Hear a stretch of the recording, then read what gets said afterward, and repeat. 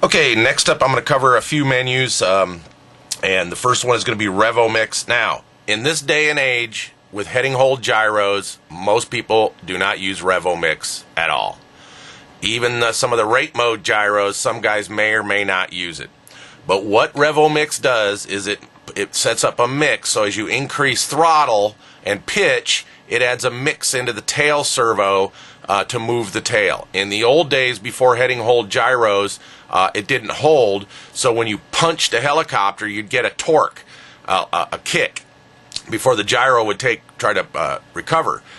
With RevoMix, you can add a kick mix into the tail to compensate, so when you punch the collective, the tail should remain in one place. That's what RevoMix is for. If you use it on a heading hold, it's going to cause problems. You're going to move your stick and your tail's going to move because a heading hold gyro is not expecting you to move rudder. It reacts when you input rudder. So understand that. So RevoMix, leave deactivated if you're not going to use it.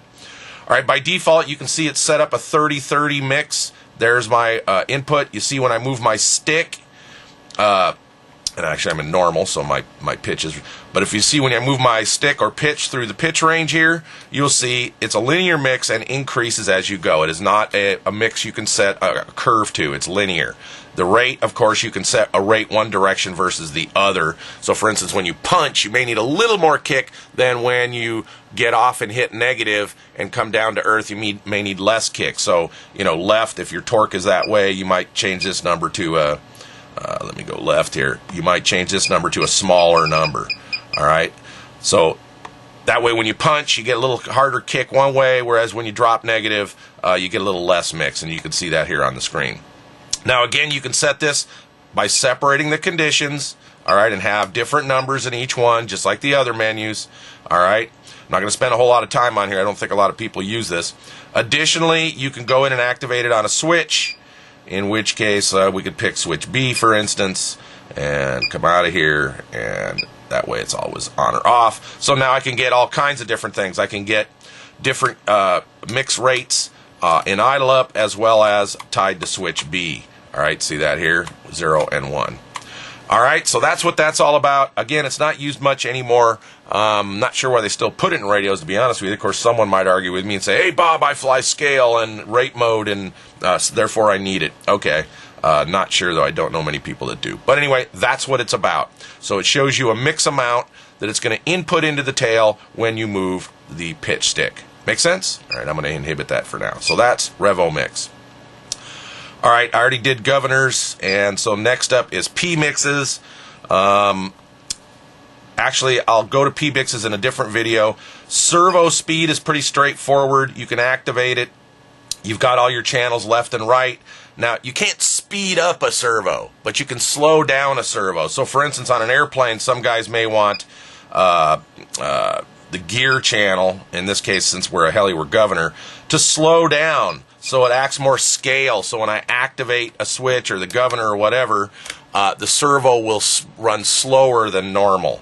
All right, so that's kind of what servo speed is. Most heli guys won't use this, although if you've got a servo that's a little bit slower than another when you move quickly, you could slow the rest of them down to match. But that's what this does. All right, and of course, again, you can control the speed of how fast a servo moves in one direction, left or right, up or down, etc., on each channel. All right, and of course, page 2, you've got the other channels. Okay, so that is what, I'm going to inhibit that. That is what servo speed is about. It's for slowing down a servo, trying to get them all move the same speed, if that's what you want to do. I've already shown throttle cut, our menu, as another thing I did that says an alternative to a throttle cut. I talked about that. All right, let's see. Actually, I'm going to go ahead. Now, let's do these last two, and then we'll continue on. Okay, so swash to throttle. Now, if you're not using a governor, and this could even be on an electric as well.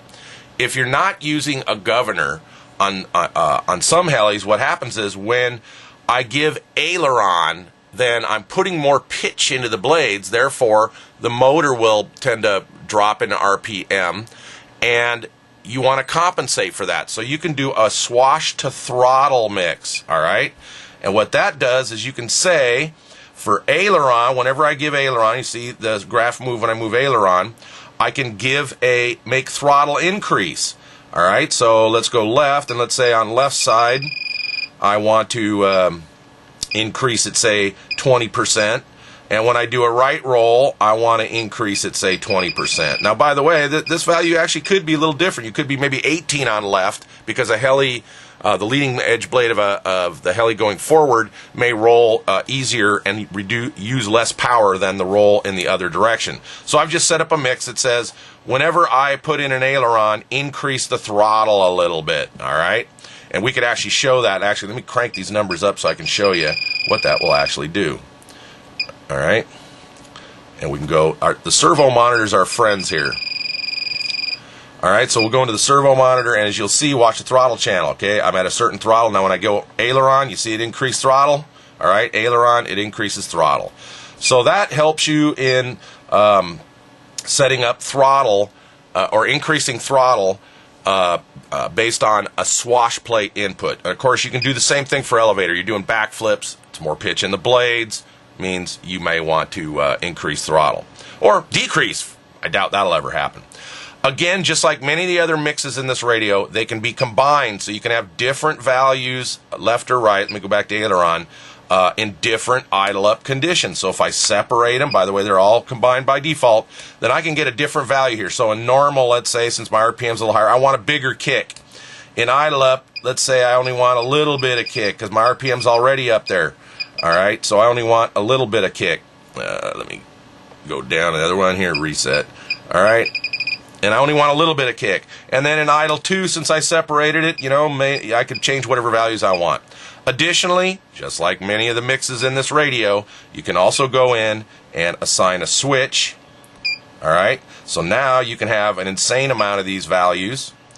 All right, so I assigned it to switch C, as well as you can assign a trimmer.